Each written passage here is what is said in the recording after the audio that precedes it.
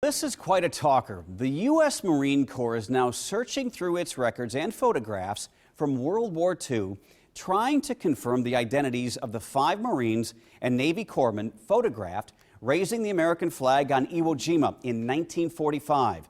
This comes after a column published in the Omaha World Herald shed light on amateur historians who noticed inconsistencies in some of the pictures that day.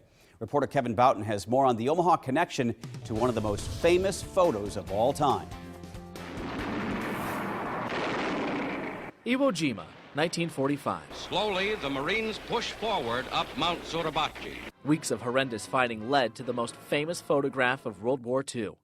The government identified the 6 men raising the stars and stripes over Mount Suribachi as Ira Hayes, Michael Strank, Rene Gagnon, Harlan Block, Franklin Sousley, and John Bradley. That's been the official story since the end of the war. A lot of times I think the way that truth or facts work is that after a certain period of time, they're cemented in place. And certain of that record, John Bradley's son, James, wrote the book Flags of Our Fathers. Clint Eastwood directed the 2006 movie. Wish I could have seen their faces.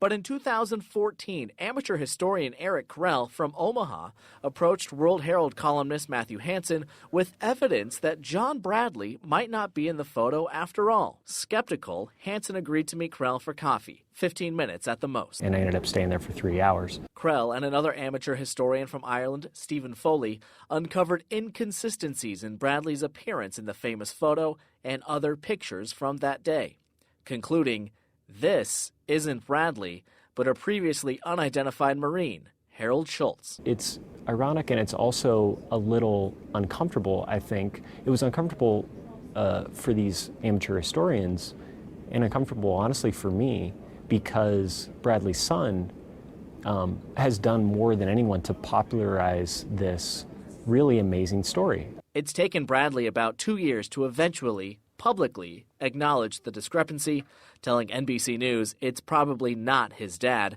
Now the military is investigating. To me, it's a story about how truth and facts can be a really, really strange thing.